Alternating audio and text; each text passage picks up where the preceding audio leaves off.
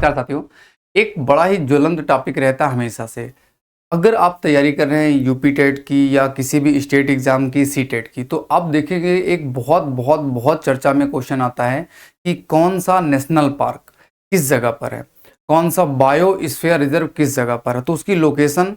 और अभी जो है हमारे देश में 18 बायोस्फीयर रिजर्व हैं, जिनमें से यूनेस्को ने 13 को अपना मान लिया है। अपना मान लेने का मतलब ये है कि यूनेस्को ने एक अपनी स्कीम शुरू की थी साल 1971 में। कब शुरू किया था? साल 1971 में। और इस स्कीम के तहत वो पूरी दुनिया के 750 से ज़्यादा रिजर्व को अब तक अपनी मान्यता दे चुका है।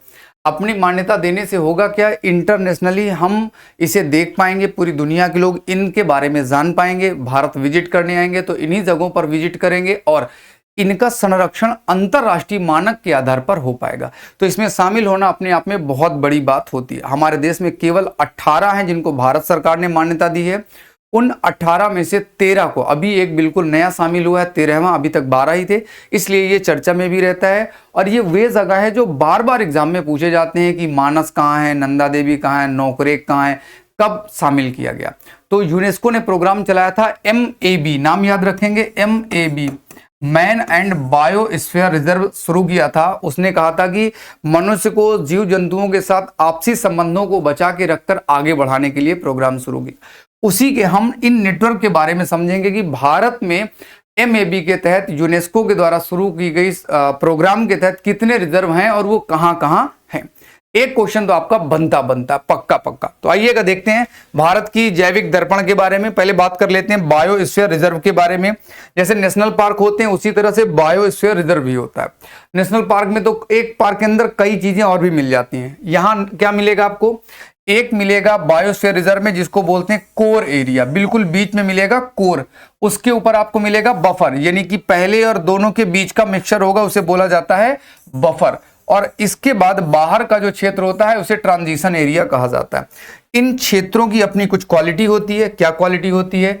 जैसे कोर क्षेत्र की बात करें तो बायोस्फीयर रिजर्व का जो कोर एरिया होगा सुरक्षित इकोसिस्टम होगा, मानव हस्तक्षेप पूरी तरह से वर्जित होगा।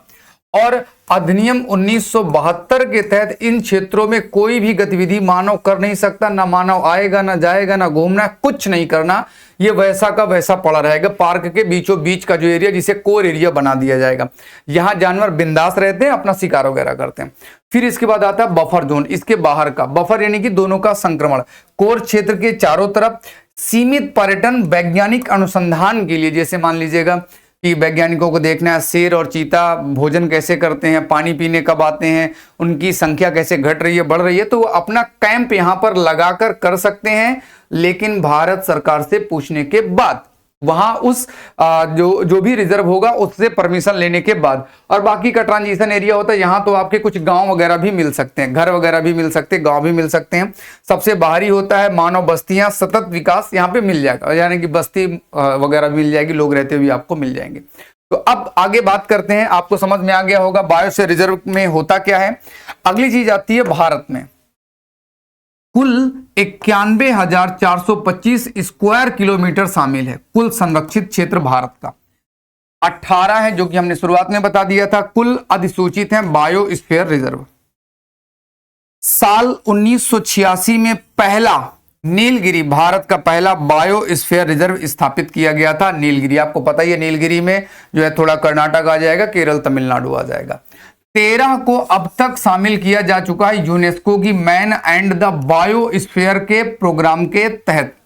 विश्व नेटवर्क में शामिल है। साल 2025 में नया जोड़ा गया है, 13वें नंबर का, उसका नाम है कोल्ड डेजर्ट। नवीनतम है, बिल्कुल नया कोल्ड डेजर्ट शामिल किया गया, हिमालय वाला। आगे बात करते हैं कहां कहां पर कौन कौन है ये 13। इनके नाम आप लिख लीजिएगा क्योंकि आपको याद करने हैं। बिना याद किए इसका जुगाड़ बनेगा नहीं, ये याद करना पड़ेगा। जैसे नंदा देवी, नंदा देवी आपको किस लिए जाना जाएगा? स्नो लेपर्ड के लिए, हिम तेंदुए के लिए बना हुआ भी है। हिमालय का ब्लैक बियर, काला भालू भी यहां पर आपको देखने को मिलेगा। ये है कहां? नंदा देवी उत्तराखंड में है। नंदा देवी कहां है? उत्तराखंड में। नंदा देवी, अगर आपको ना दिख रहा हो तो मैं यहां पर लिख देता हूं नंदा देवी, वैसे तो दिख रहा होगा। फिर बिल्कुल नया 2025 में शामिल किया गया, नाम है कोल्ड डेजर्ट। कोल्ड डेजर्ट कहाँ है? हिमाचल प्रदेश में मिलेगा। 2025 में शामिल किया गया है हिमाचल प्रदेश में। यहां पिन वैली भी मिल जाएगी, हिमाचल प्रदेश का पिन वैली एरिया भी इसी में रहेगा। फिर मध्य प्रदेश आएंगे, पंचमढ़ी मिलेगा। पंचमढ़ी, यहां उड़ने वाली गिलहरी भी आपको मिल जाएगी। क्या मिल जाएगी? गिलहरी भी मिल जाएगी, उड़ने वाली गिलहरी मिल जाएगी। पंचमढ़ी है कहां? पंचमढ़ी है आपका मध्य के प्रदेश में, एमपी में। पन्ना नो डाउट मध्य प्रदेश में है। ये एक सफल टाइगर रिकवरी भी रहा। इसी के अंदर केन रिजर्व एरिया भी है, केन रिजर्व क्षेत्र, ये भी आपका मध्य प्रदेश का है। एक और मध्य प्रदेश में मिलेगा जो कि मध्य प्रदेश प्लस छत्तीसगढ़ दोनों में है, एमपी प्लस छत्तीसगढ़ दोनों की सीमा पर है। अचनकमार, अमरकंटक, अमरकंटक और अचनकमार, ये भी आपको मिलेगा। खतरनाक है और बढ़िया, मतलब 2 बाउंड्री पर मिलेगा तो इंपॉर्टेंट है। अब चलते हैं पूर्वोत्तर भारत यानी कि पूर्वी एरिया की तरफ चलते हैं। पूर्वी एरिया का मतलब असम, अरुणाचल प्रदेश, मेघालय में जो है। कंचनजंगा सिक्किम में है। लाल पांडा स्नो लेपर्ड के लिए भी जाना जाता है और भारत में हिमालय की सबसे ऊंची चोटी भी है कंचनजंगा। भारत नेपाल की बाउंड्री पर मिलेगा। दिहांग दिबांग आपका मिलेगा अरुणाचल प्रदेश में। कहां मिलेगा? अरुणाचल प्रदेश में। इसके बाद अरुणाचल प्रदेश और असम, कंचनजंगा सिक्किम। डिब्रू साइखुआ, ये बहुत कंफ्यूज करेगा बच्चे। डिब्रू साइखुआ में हमेशा क्या लगा देते हैं? अरुणाचल प्रदेश। बेटा गलती मत कीजिएगा, डिब्रू साइखुआ आपका असम में है, असम के ऊपरी हिस्से में मिलेगा। सफेद बख्तक भी मिलेगी। मानस तो खैर कोई दिक्कत नहीं, मानस तो सबको याद रहता है कि मानस में क्या मिलेगा, कौन सा एक सींग वाला गैंडा मिलेगा और कौन कौन से जानवर मिलेंगे। मानस असम में, ये सबको याद रहता है इसमें, ये याद रखना है। फिर नोकरेक, नोकरेक आपका कहां मिलेगा? ये बच्चे बहुत कंफ्यूज होते हैं। नोकरेक को भी हमेशा किसमें लगा देंगे? मानस में। तो नोकरेक कहां है? मेघालय में, गारो की बाउंड्री के पास मिलेगा। सुंदरबन सबको पता है भैया, वेस्ट बंगाल में है, पश्चिम बंगाल में, बांग्लादेश का भी हिस्सा रहेगा। सिमलीपाल, सिमलीपाल उड़ीसा चलेंगे। उड़ीसा मात्र पूरी दुनिया में एक ऐसी जगह है जहां काला बाघ पाया जाता, ब्लैक टाइगर मिलेगा। सिमलीपाल उड़ीसा, सिमलीपाल उड़ीसा। फिर इसके बाद साउथ में थोड़ा सा चलते हैं और बाउंड्री के किनारे किनारे। कच्छ गुजरात में मिलेगा। नीलगिरी तमिलनाडु में प्लस केरल में प्लस कर्नाटक में, भारत का पहला रिजर्व है। अगस्तमलाई, बच्चों को ये कंफ्यूज रहता है, ये है कहां? अगस्तमलाई केरल में है, याद रखेंगे, भूलेंगे नहीं। अगस्तमलाई केरल। मन्नार तमिलनाडु, ये किस लिए जाना जाता है? समुद्री गाय के लिए जाना जाता है मन्नार। शेषाचलम, ये तो बच्चे सोचते नहीं कि ऐसा भी कुछ हो सकता है, लेकिन है। कहां है शेषाचलम? आंध्र प्रदेश में।